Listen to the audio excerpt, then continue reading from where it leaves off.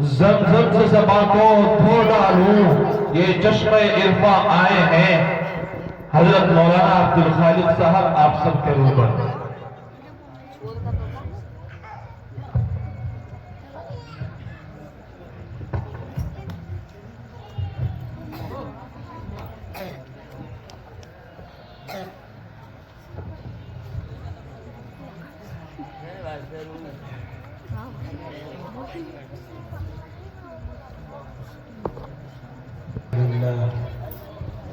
الحمد لله الذي خلق الإنسان وعلمه البيان، والصلاة والسلام على رسوله الذي أوتي جامع الكلام، وعلى آله وأصحابه الذين بلغوا الأحكام بفصيح الكلام. أما بعد فأعوذ بالله من الشيطان الرجيم. بسم الله الرحمن الرحيم.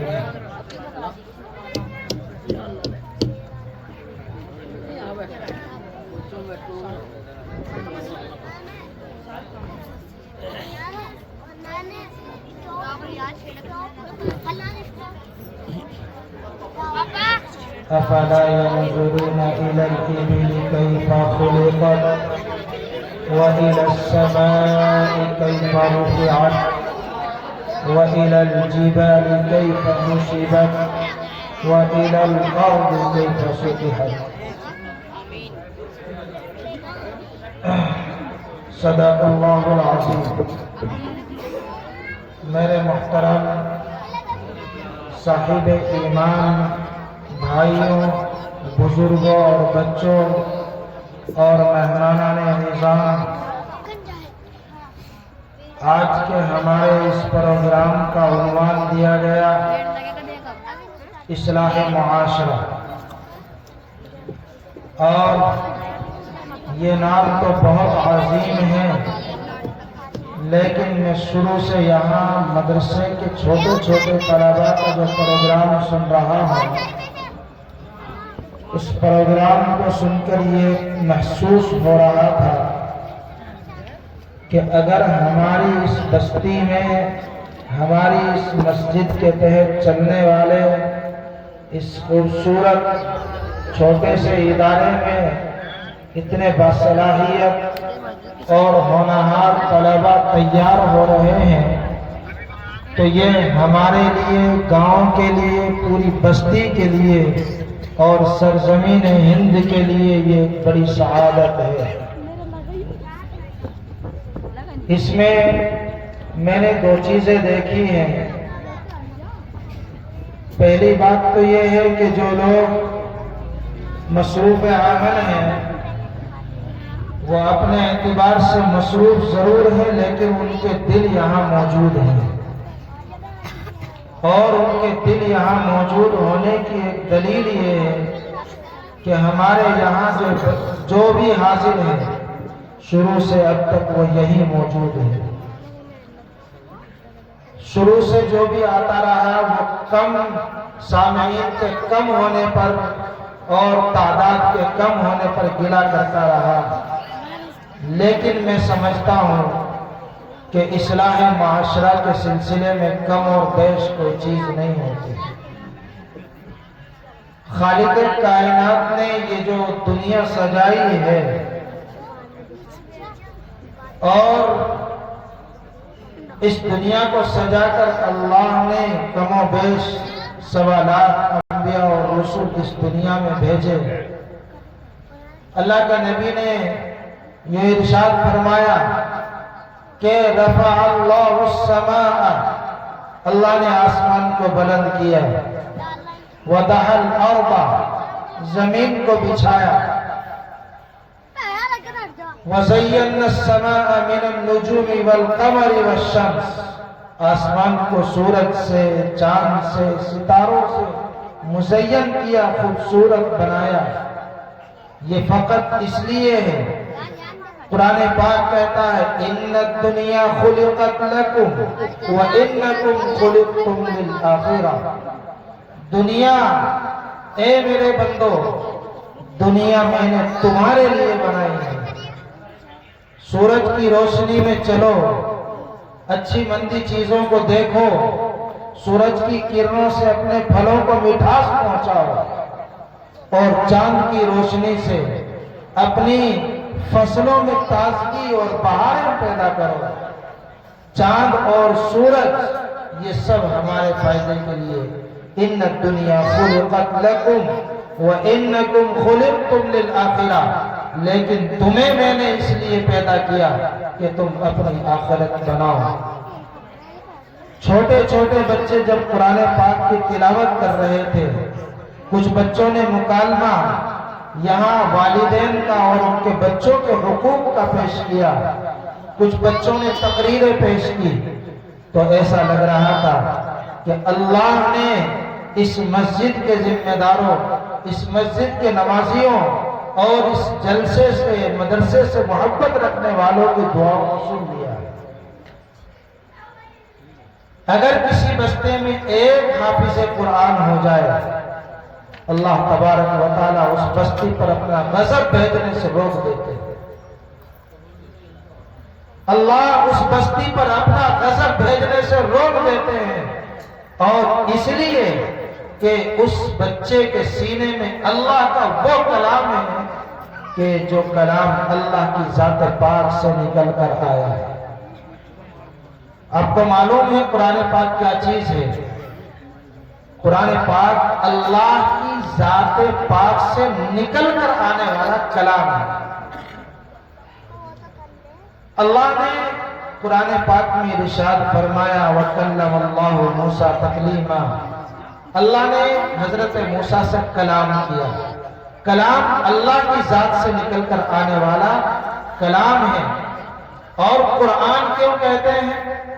इसलिए कि जब जिब्राइल आसमान से कुरान पाक को लेकर उतरे, नबी पाक सल्लल्लाहु अलैहि वसल्लम को पढ़कर सुनाया, नबी ने सहाबा को, सहाबा ने ताबाईन को, ताबाईन ने ताबाईन को, सिलसिला हम तक पहुंचा है। तो इसके माना है कि कुरान पाक के नुज़ूल और कुरान पाक के पढ़ने पढ़ाने को एक दूसरे के सीनों से मिला दिया गया है, और कुरान के माना है मिलना। चूंकि जिब्राइल ने नबी को सुनाया है, इसलिए दो शख्सों के दरमियान कुरान पाक सीनों में मिल चुका, इसे कहते हैं कुरान। अल्लाह ने जब कलाम का जिक्र हुआ तो यूं नहीं कहा कि अल्लाह के कलाम में कोई शक नहीं है, जरूरत ही नहीं है। अल्लाह अहकामुल हाकिमीन, पूरी दुनिया का पैदा करने वाला अगर कलाम करता है तो उसे यूं कहने की जरूरत नहीं कि अल्लाह के कलाम में शक नहीं है। क्यों? वो तो खालिक कायनात का कलाम है। दूसरा, जब हजरत जिब्राइल लेकर नबी पाक सल्लल्लाहु अलैहि वसल्लम तक पहुंचे और दो सीनों में कुरान महफूज हुआ, इसका माना है मिल गया, कुरान बना। अभी भी जब तक कुरान हजरत जिब्राइल से नबी पाक सल्लल्लाहु अलैहि वसल्लम तक पहुंचा है तो उसमें शक और शुबे की गुंजाइश नहीं। इसलिए कुरान ने नहीं, अल्लाह ने नहीं कहा कि ज़ालिकल कुरान ला रैब फीह, नहीं कहा। लेकिन जब इस कुरान को किताबी शक्ल दी गई, अल्लाह ने इस कुरान में आयत पाक उतारी है, अलिफ लाम मीम ज़ालिकल किताब ला रैब फीह। ये वो कुरान है। ये कुरान की निस्बत बहुत बड़ी है। जिस मजलिस में कुरान का जिक्र हो, जिस मजलिस में कुरान के वाक़यात बयान किए जाएं, अल्लाह का नबी लाला नबी इरशाद फरमाता है कि जिस मजलिस में अल्लाह का जिक्र हो, अल्लाह के नेक फरिश्ते उस मजलिस को चारों तरफ से घेर लेते हैं और उस मजलिस में शरीक होने वालों के लिए हाथ उठाकर अपने रब से मग़फ़िरत की दुआएं मांगते हैं। जब तक वो मजलिस कायम रहती है, जब तक वो फरिश्ते अपनी ड्यूटी निभाते हैं और उनके इखलास को भी लिखते हैं, उनकी बेतवज्जोही को भी लिखते हैं और उनकी तवज्जोही को भी लिखते हैं। एक छोटा सा वाक़या से कुरान पाक की अज़मत का पता चलता है। हजरत थानवी रहमतुल्लाह अलैह ने एक जगह लिखा है कि सालिम سلام بن جبیر یہ ایک یہودی تھے. سلام بن جبیر ایک یہودی تھے، بڑے تاجر، مکے سے شام جا رہے تھے، کیونکہ ملک شام سے مکہ اور مکے سے ملک شام تجارت کا ایک بہت بڑا اس وقت کا بڑی منڈی لگتی تھی، بہت بڑی بڑی تجارتیں ہوا کرتی تھی. تو ملک شام جا رہے تھے سلام بن جبیر یہودی. راستے میں ایک جگہ ایک شخص کو دیکھا، وہ ایک غلام بیچ رہا ہے اور اس کے پاس کچھ مال ہے. غلام بہت دبلا اور پتلا، انتہائی لاغر، تھوڑی سی قیمت. غلام سستا اور مال مہنگا. دنیا آتی ہے، مہنگا مال خرید کر چلی جاتی ہے اور اس مجبور سے اور کمزور سے غلام کو نہیں خریدتی. یہ بات پورے مکے میں پھیل جاتی ہے کہ سلام بن جبیر بہت بڑا مکے کا تاجر یہودی ایک کمزور سا غلام بیچ رہا ہے. ایک عورت اسے پتا چلتا ہے، وہ دوسرے قافلے میں چلتی ہے. وہ قافلہ شام کی طرف جا رہا ہوتا ہے. ان کو اس بات کا علم ہوا کہ سلام بن جبیر کے پاس ایک غلام ہے. ان میں ایک عورت تھی سبیتا نام سے. اس نے اس غلام کو دیکھا کہ کوئی نہیں خرید رہا ہے، رحم کھا کر اس نے اس غلام کو خرید لیا. اس بات کا چرچا پورے مکے میں ہوا کہ اس عورت نے اتنا کمزور غلام خرید لیا.